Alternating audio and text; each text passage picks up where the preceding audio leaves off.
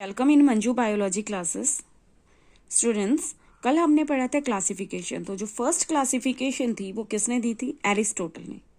Second जो classification दी थी Linus ने दी थी। और थर्ड नंबर पे 1969 में जो क्लासिफिकेशन थी विटकर ने दी थी। 5 किंगडम सिस्टम क्लासिफिकेशन इसने दी थी। और इसने बेस क्या लिया था, हम रिपीट करेंगे दोबारा। सेल स्ट्रक्चर, अपने आंखें बंद करके बोलिए अगर जिसने स्टडी किया। Cell structure, thallus organisation, mode of nutrition, reproduction and phylogenetic relationship. ठीक है, तो इन्होंने 5 किंगडम्स दिए थे। कल मैंने नाम नहीं बताए थे कौन कौन से किंगडम्स हैं। Kingdom Monera, Protista, Fungi, Plantae and Animalia. Monera, Protista, Fungi, Plantae and Animalia. अब आइज क्लोज करके बोलिए। Monera, Protista, Fungi, Plantae and Animalia. ठीक है, अब हम ये देखते हैं इनमें डिफरेंसेस क्या क्या हैं। ठीक है, 1 बाय 1 भी हम पढ़ेंगे, लेकिन हम ऐसे भी देख लेते हैं। ओके बेबी, ठीक है। तो इसमें जो क्या क्या हमने कैरेक्टर्स लिए हैं इनको डिफरेंशिएट करने के लिए, नंबर 1 सेल टाइप, ठीक है, जिसको सेल स्ट्रक्चर बोला यहाँ पे। सेल टाइप, सेल वॉल, पूरा ही आ गया सेल स्ट्रक्चर में। Cell type, cell wall, nuclear membrane, ये सब आ गया। ठीक है, cell type, cell wall, nuclear membrane. अब बॉडी ऑर्गेनाइजेशन, जिसको बोला thallus organisation, mode of nutrition, ठीक है, मोड ऑफ न्यूट्रिशन, ये सारा आ जाएगा। बाद में हम इनका रिप्रोडक्शन और फाइलोजेनेटिक मतलब रिप्रोडक्शन भी स्टडी करेंगे। तो क्या क्या हमने लिया, पहले तो सेल जो ऑर्गेनाइजेशन थी, सेल्यूलर ऑर्गेनाइजेशन, इसके अंदर क्या क्या लिया सेल स्ट्रक्चर के अंदर? Cell type, cell wall, nuclear membrane.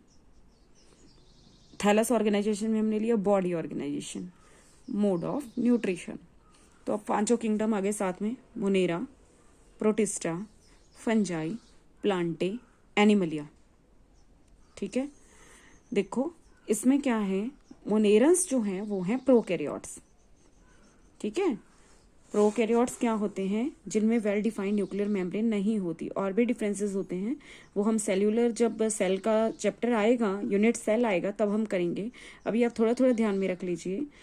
ठीक है, मोनेरा क्या होते हैं? मोनेरंस, जिसमें bacteria and blue green algae आएंगे, वो होते हैं प्रोकैरियोट्स। बाकी सारे क्या आएंगे, जैसे हम भी यूकैरियोटिक हैं, सारे क्या होंगे? यूकैरियोट्स होंगे। ऐसे याद करना। ये सबसे पहला जो हमारा था सेल टाइप था। सेल टाइप में क्या होगा? जो मोनेरंस, प्रोटिस्टंस, फंजाई, प्लांटे एंड एनिमलिया, उसमें से जो मोनेरंस थे वो क्या होंगे? प्रोकैरियोट्स होंगे। बाकी सारे क्या होंगे? यूकैरियोट्स होंगे। ठीक है, अब फिर आई cell wall. Cell wall, cell wall कैसी होगी? मोनेरंस की होगी, जैसे bacteria and blue green algae, non cellulosic. Cell wall कैसी होगी प्रोकैरियोट्स की? नॉन सेल्यूलोजिक, सेल्यूलोज की नहीं बनी होगी। क्या होगा ये?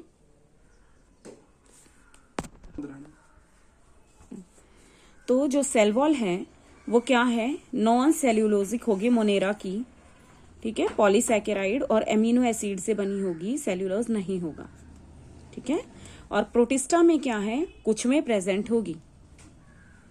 फंजाई, फंजाई की जो सेल वॉल है वो काइटिन से बनी होती है, लेकिन ये सेल्यूलोज वाली नहीं होती है।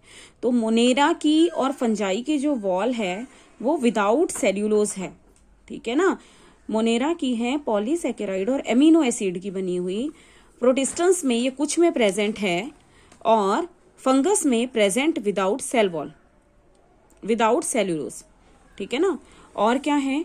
प्लांटे में सेल वॉल है, सेल्यूलोज की बनी हुई। एनिमल्स में सेल वॉल नहीं होती है, एब्सेंट है। देखो, प्लांट्स की सेल वॉल सेल्यूलोज की है, लेकिन जो मोनेरंस की और फंजाई की है वो विदाउट सेल्यूलोज है, और प्रोटिस्टंस में लिखा है प्रेजेंट इन सम। ठीक है, और अब आ गया, क्योंकि मोनेरंस थे प्रोकैरियोटिक, तो इसमें न्यूक्लियर मेम्ब्रेन नहीं होती है, ट्रू न्यूक्लियस प्रेजेंट नहीं होता, तो न्यूक्लियर मेम्ब्रेन एब्सेंट। बाकी सब में प्रेजेंट होगी। ये तो फर्स्ट पॉइंट से ही क्लियर हो जाता है। जो प्रोकैरियोट्स होते हैं उनमें न्यूक्लियर, वेल डिफाइंड न्यूक्लियस नहीं होता है, न्यूक्लियर मेम्ब्रेन नहीं होती है। ठीक है, तो इसीलिए जब वो प्रोकैरियोट्स हैं तो उनमें न्यूक्लियर मेम्ब्रेन एब्सेंट है, बाकी सब में न्यूक्लियर मेम्ब्रेन क्या होगी? प्रेजेंट होगी। अब है बॉडी ऑर्गेनाइजेशन। जो मोनेरन्स हैं, प्रोटिस्टन्स हैं, ये क्या होते हैं? सिंपल ऑर्गेनिजम्स होते हैं। ये क्या है? सेल्यूलर हैं, सेल्स हैं, सिंगल सेल्ड होते हैं, सेल्यूलर हैं, ठीक है। चाहे यूनिसेल्यूलर होते हैं या फिर यूनिसेल्यूलर प्लस मल्टी सेल्यूलर होते हैं, तो ये सेल्यूलर हैं, सेल्स हैं इनमें प्रेजेंट, दोनों में सिंपल। और फंगस में मल्टी सेल्यूलर होता है और लूज टिश्यू की फॉर्म में वो सेल्स अरेंज होते हैं। प्लांटे में टिश्यू और ऑर्गन्स होते हैं, और लेकिन जो एनिमल्स होते हैं उसमें कंप्लीट ऑर्गेनिज्म बन जाता है। Organ system level of organisation होती है इसमें, ठीक है। तो बॉडी ऑर्गेनाइजेशन क्या हुई? मोनेरन्स में सेल्यूलर, प्रोटिस्टन्स में भी सेल्यूलर, फंगस में multi cellular loose tissue, Plantae में टिश्यू ऑर्गन, और इसमें टिश्यू ऑर्गन ऑर्गन सिस्टम। धीरे धीरे बढ़ रहे हैं आगे को, ठीक है। लास्ट में मोड ऑफ न्यूट्रिशन। जो मोनेरन्स का मोड ऑफ न्यूट्रिशन है, मोनेरन्स क्या है? ऑटोट्रॉफिक। ऑटोट्रॉफिक में भी कीमोसिंथेटिक भी, फोटोसिंथेटिक भी, ठीक है। मोनेरन्स क्या है?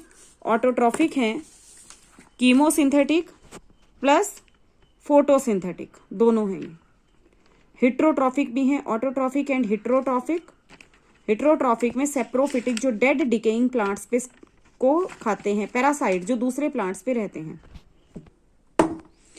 मोड ऑफ न्यूट्रिशन जो है मोनेरन्स में क्या है? Autotrophic and heterotrophic.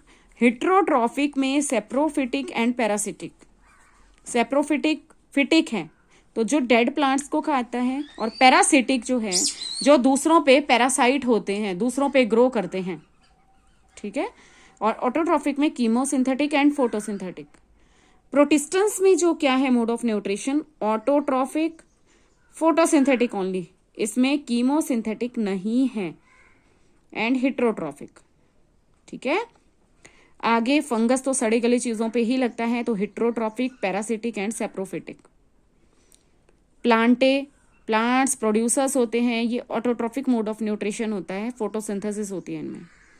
और एनिमल्स आपको पता है हम लोग हिट्रोट्रॉफिक, होलोजोइक, माउथ के थ्रू, सेप्रोफिटिक, डेड डिकेइंग सब कुछ खाते हैं। तो मेनली आपसे जैसे पूछ सकते हैं ये क्लासिफिकेशन पूरी ही। और मोड ऑफ न्यूट्रिशन में कि ये जो बैक्टीरियाज हैं इनमें ऑटोट्रॉफिक तो होता है, लेकिन कौन सा होता है? कीमोसिंथेटिक एंड फोटोसिंथेटिक, ठीक है। आपने ये स्टडी कर लेना है। Thank you, have a nice day.